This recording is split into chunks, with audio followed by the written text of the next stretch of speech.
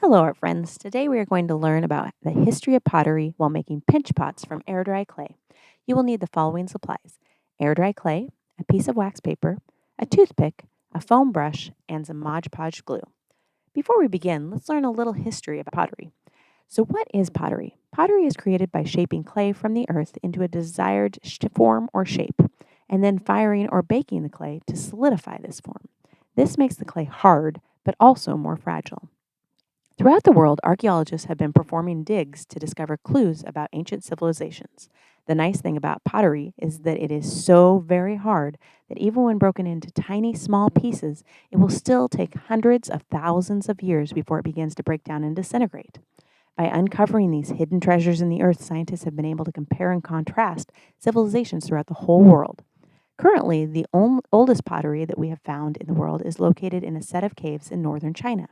The pottery shown here was from 21,000 BC, which was known as the Paleolithic or Late Stone Age period of history. Archaeologists also discovered clues in an area called Mesopotamia that between about 6,000 and 4,000 BC, the first pottery wheel was created. This helped to make pottery creation process much faster and more efficient, a tool that we even still use today. Here you can see the black arrow on the map shows that Mesopotamia is located a little northeast of Africa. And near the green arrow, that is where the Chinese caves are located. While these two areas are pretty far apart, this gives us a clue about some of the migration and travel patterns of the ancient cultures. Just like the migration patterns you've studied with the Beringia land bridge of North America, the indigenous people of this region also migrated, and this is proven through the pottery discoveries. When ancient civilizations finally discovered how to create pottery, this greatly improved their lives. Often, migrations began out of necessity to find new sources of food. Pottery allowed for a way to improve and transition cooking and food storage techniques. Pottery also allowed for the steaming and boiling of water. This provided an option to boil water and make drinking water safer to consume by killing dangerous bacteria, and the ability to steam shellfish and acorns, both of which are extremely high in vitamins, minerals, and healthy fats necessary for healthy brains and hearts. However, neither shellfish nor acorns can be eaten raw due to the level of toxins in them. So, having a container to hold water and steam or boil these foods provided a new source of food, which helped to expand the food possibilities in each new region to which the societies migrated. There are three primary types of ceramic pottery: earthenware, which is most commonly used when creating artwork out of clay. Earthenware is also the clay used in terracotta style pottery, which is the orangish red pottery you probably see most often at the store in the garden centers. Earthenware is very cheap to make and requires a very low firing temperature. This was the most common type of pottery created in ancient times because it could be fired over a small fire pit. Stoneware is a more sturdy and rustic style pottery and is used mostly to create dishes, bowls, and mugs because it can be washed in a dishwasher and does not chip or crack very easily. It is much more expensive, however, to make because it is made with a more refined type of clay and the firing temperature is much higher, so it must be done with the use of a kiln. Porcelain is considered the fanciest and most expensive style pottery because it is made from very, very fine particles of clay mixed with glass and fired at an extremely high heat. Porcelain is very delicate and extremely breakable. Let's take a look at some ancient pottery styles from around the world. Here you can see the ancient Japanese pottery style called jomon. This style is unique because it used cord or rope to press into the clay in order to make that textured look that you see. Here you can see an example of Chinese pottery. The Chinese are best known for their porcelain pottery. The 15th and 16th centuries during the Ming Dynasty brought about a unique style that was white porcelain pottery with blue print. The blue color comes from a chemical compound called cobalt oxide, which is found only in a small handful of locations throughout the world. While it's extremely toxic to create the blue color, it was the strongest color to resist the high heat required when firing and creating porcelain. Today, this is still the most common style of pottery art created in China. Ancient Greeks also developed their own unique styles of pottery and were greatly attracted to the more artistic elements and uses for the pottery beyond just the functional kitchen use. Greek artists decorated their pottery with geometric shapes and patterns, as well as scenes from mythology and their everyday lives. The scenes and artwork that they created and used on their pottery has stuck around for thousands and thousands of years and are still intact today and visible when archaeologists dig them up. This has allowed us to learn a lot about ancient Greek societies and culture. Here in the United States, we have found Native American pottery artifacts too, but only as old as 4,500 years ago. This has helped scientists understand that North America was one of the last regions of the world to be explored and settled.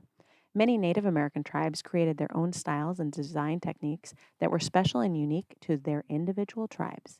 Often, archaeologists can track the migration patterns of various tribes based on the locations where similar pottery styles are found. Using the pottery symbols and pictorial images on the Native American pottery, we have been able to learn a lot about the original indigenous families, communities, and cultures that roamed and settled the North American lands. Now that you have a better understanding of the history of pottery, let's make our own. First, lay your wax paper onto your work surface. Grab a handful of air dry clay. Move the clay around in your hands in a rolling style motion to create a large, solid ball shape. Using your thumb, gently press firmly with your thumb into the center of the ball. You will press with your thumb and then move your hand to the edge of the ball and make a pinching style motion to pinch the clay upward. Set your ball onto your work surface and continue to press and pinch motion. Each time, rotate your ball a little bit clockwise and then press and pinch again. Continue this motion until you've created a bowl or pot-shaped piece of your desired size. Don't forget to press out the bottom of your bowl as it gets deeper in order to create a bowl that will sit flat on a countertop. Make sure that you keep all the walls of your bowl thick. This is very important. As the air dry clay dries, the water in the clay will evaporate and your pinch pot will shrink. If the walls of your bowl are too thin, then they will get brittle and crack during the drying phase. After you get your desired shape and size of your pinch pot, use your pointer finger to smooth out the top and sides of your pot. You will want to press and drag your finger in short movements to blend the clay. If you feel like your clay or your fingers are getting a little too dry, you can dip your finger into a little tiny cup of water to put a couple drops of water onto the clay.